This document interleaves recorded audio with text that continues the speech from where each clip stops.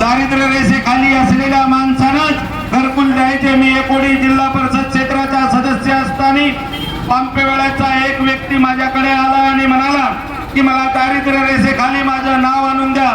प्रत्येक ठिकाणी ह्या ठिकाणी असलेल्या प्रत्येकाला माहित आहे आणि प्रत्येकाला समजतो की माझी परिस्थिती आता कुठेतरी सुधारायला पाहिजे, मी श्रीमंत व्हायला पाहिजे, मी त्या दारिद्र्य रेषेखाली राहता कामा नये। परंतु त्या काळात परिस्थिती अशी होती, जे पाटील लोक होते त्यांचे नाव दारिद्र्य रेषेखाली होते आणि गरिबाचे नाव ते मात्र दारिद्र्य रेषेखाली नव्हते, म्हणून घरकुल त्यांना मिळतच नव्हते। मित्र, कोणत्याही योजना मिळत नव्हत्या।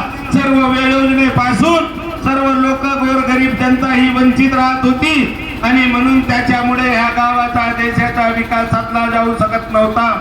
परंतु जेव्हा देशाचे पंतप्रधान नरेंद्र मोदी झाले आणि त्यांनी हा दारिद्र्य रेषेचा जो प्रश्न होता, दारिद्र्य रेषेचा जो मुद्दा होता हा बाहेर काढून टाकला आणि प्रत्येकाला घरकुल देण्याचा सातत्याने प्रयत्न केला, शौचालय देण्याचा प्रयत्न केला।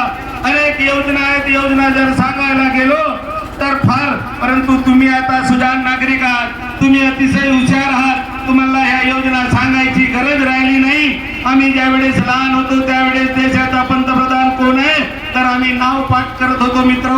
परंतु ह्या ठिकाणी माझे बालक वर्ग आहेत, त्यांना विचारा की देशाचा पंतप्रधान कोण आहे तर ते म्हणतात मोदी मोदी मोदी मोदी। म्हणजे सांगायचा विषय असा आहे की मोदी म्हणजे काय तर मोदी म्हणजे विकास, मोदी म्हणजे काय तर सक्षम देश।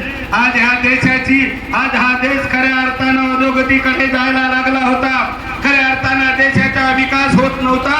आज पंतप्रधानाच्या माध्यमातून, नरेंद्र मोदींच्या माध्यमातून आमचा प्रत्येक नागरिक सुजाम सुफलाम होऊ लागला।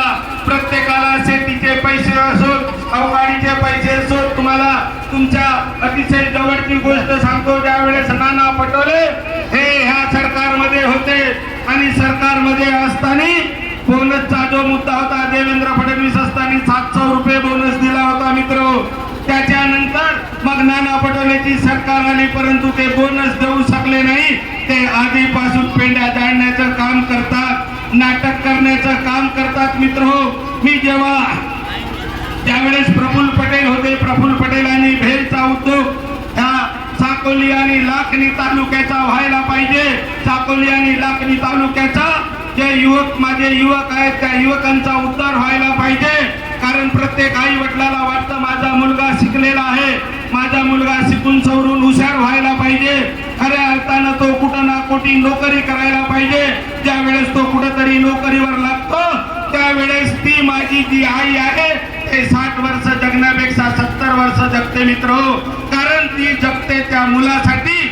आणि म्हणून ज्या वेळेस प्रफुल्ल पटेलांनी भेल आणला, मी जिल्हा परिषदेचा सदस्य होतो, बाळा काशीवार हे आमदार होते आणि आम्ही आमच्या पक्षात आलेला जो माणूस खऱ्या अर्थाने एका ठिकाणी राहू शकत नाही, तो नाना पटोले आमच्या पक्षात आला।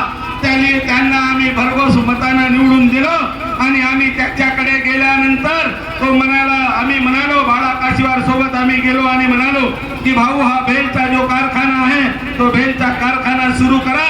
तर भेलचा कारखाना सुरू झाला तर खऱ्या अर्थानं माझा लाखनी आणि साकोलीचा जो युवक वर्ग आहे तो मोठ्या प्रमाणात कामाला लागेल आणि त्याची बेरोजगारी दूर होईल। त्यावेळेस तो म्हणाला की तुम्हाला काही समजत नाही, तू आमदार झाला असेल, तू जिल्हा परिषद झाला असेल, परंतु 25 वर्षापासून मी राजकारण करतो आहे। जर आपण फेल केला तर नाव प्रफुल्ल पटेलाचा होईल, हा नावासाठी जगणारा माणूस आणि जे युवा आहे त्या युवकांच्या पोटामध्ये खंजीर खुपणारा माणूस। आणि म्हणून याच्या भूलतापांना बळी पडू नका मित्र हो। मी तुम्हाला विनंती करतो आहे, एकदा काँग्रेसचे सरकार आले तर गोरगरिबांच्या ज्या काही योजना सुरू आहेत त्या बंद झाल्याशिवाय राहणार नाही, हे आवर्जून या ठिकाणी सांगायला आलेलो आहे।